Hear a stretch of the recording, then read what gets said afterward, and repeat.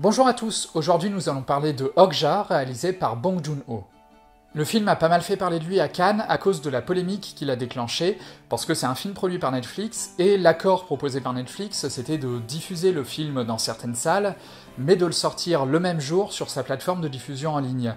Et ça, en France, c'était pas possible à cause de la chronologie des médias qui empêche de sortir un film au cinéma et sur d'autres supports en même temps. Donc Netflix, finalement, a dit « Bon bah tant pis pour les salles, on va sortir notre film uniquement sur notre plateforme en ligne ». Et ça a provoqué tout un tollé à Cannes qui a entraîné la création d'une règle selon laquelle un film non diffusé en salle ne pouvait pas être récompensé au festival. Voilà. Mais je vais pas revenir sur cette polémique, parce que derrière ça, il y a un film, un excellent film, et finalement c'est ça qui importe le plus. Même si, en effet, j'aurais bien aimé découvrir le film sur grand écran.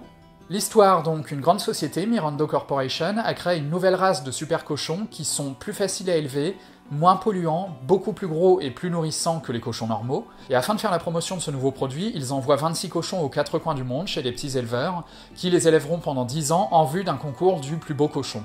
Un des cochons est envoyé en Corée du Sud, et 10 ans plus tard, il est devenu le meilleur ami d'une petite fille, Mija, une orpheline qui vit seule avec son grand-père. Elle l'a baptisé Okja, et du coup, quand la société vient récupérer le cochon pour le concours puis pour l'abattre, elle est pas très d'accord et elle se lance à sa poursuite. Si je devais faire un tout petit reproche au film, on va se débarrasser de ça tout de suite, il y a quelques longueurs dans la première moitié.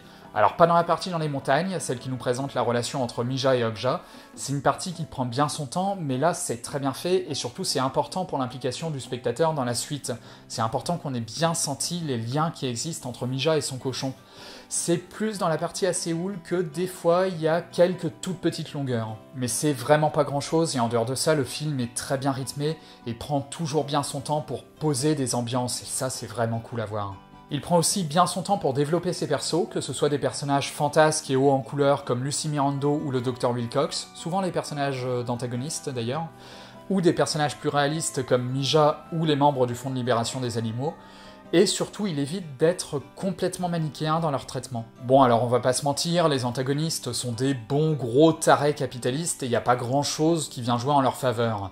Mais le Fonds de Libération des Animaux, principalement, est traité avec une certaine subtilité, et il soulève pas mal de dilemmes moraux autour de la question de est-ce que la fin justifie les moyens, et ouais, c'est traité avec une certaine finesse. Je vais pas spoiler, mais clairement, malgré la noblesse de leur combat, ils font de grosses conneries, des trucs très discutables, et une partie des problèmes affrontés par les protagonistes sont directement liés à eux.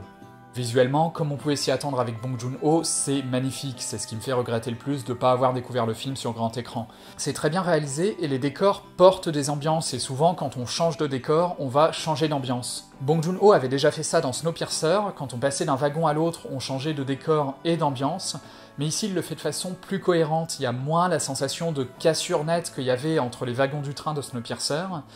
Et surtout, j'ai trouvé les décors encore plus marquants, je saurais pas dire pourquoi, mais l'abattoir, par exemple, je l'ai trouvé bluffant. Donc voilà, déjà sur la forme, il est très réussi, mais même pour ce qui est du fond, il arrive à traiter de thématiques vraiment diversifiées.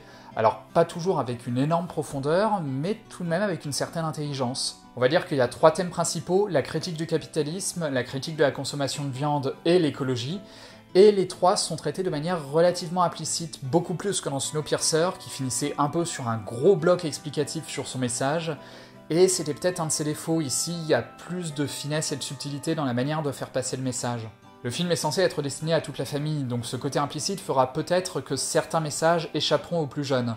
Par exemple, les membres de la famille Mirando, les antagonistes du film, n'ont aucune affection les uns pour les autres et sont en opposition et en compétition perpétuelle. Et derrière ça, évidemment, il y a toute une critique du capitalisme qui détruit jusqu'aux liens sociaux. Ça, un enfant qui regarderait le film, je doute qu'il le comprenne, mais en même temps, est-ce qu'un enfant aurait compris et été touché par une critique du capitalisme, même si elle avait été plus explicite ? J'en suis vraiment pas sûr, et du coup je pense pas qu'on perde grand chose. Et pour ceux à qui s'adresse ce message, je trouve que c'est plus agréable de l'avoir de manière un peu implicite que de façon trop claire et potentiellement trop professorale. Ça aurait été moins fort, je pense. Et quoi qu'il en soit, c'est assez impressionnant qu'il arrive à brasser autant de thèmes dans un film familial, et surtout qu'il arrive à le faire de manière parfois aussi sombre. Il y a certaines scènes qui sont vraiment très dures pour le jeune public, je pense, autant dans le message qu'elles font passer que dans ce qui se passe à l'écran. Et ça, pour le coup, c'est une des raisons pour lesquelles Bong Joon-ho s'est tourné vers Netflix. Netflix l'a laissé amener ces zones de noirceur dans son film, et clairement, il n'aurait pas eu le même impact si elles n'avaient pas été là. Donc encore une fois, c'est un excellent film, et on sent que Bong Joon-ho a joui d'une vraie liberté, tant sur la forme, ça fourmille d'idées de mise en scène, et il y a des choses assez osées tout au long du film, que sur le fond. Alors ça, c'était déjà à peu près le cas sur Snowpiercer, mais il était aidé, je pense, par le fait que c'était une adaptation. Il y avait une sorte de caution, tandis que Okja est une histoire originale. Et si par la suite Bong Joon-ho continue à réussir à faire d'aussi bons films, continue à réussir à faire passer ses messages et son style, et à aussi bien mêler les éléments coréens et les éléments américains au sein de son œuvre, bah je continuerai à le suivre avec beaucoup de plaisir. Voilà, j'espère que cette critique vous a plu. Si c'est le cas, n'hésitez pas à laisser un pouce bleu, à laisser un commentaire, n'hésitez pas à dire ce que vous avez pensé du film, je serais curieux de savoir, à vous abonner à la chaîne et à aller voir mes autres vidéos. N'hésitez pas non plus à partager celle-ci, c'est ce qui permettra à la chaîne de se faire connaître, donc c'est important. Vous pouvez aussi me suivre sur les réseaux sociaux, vous trouverez les liens dans la description, et je vous dis à très vite.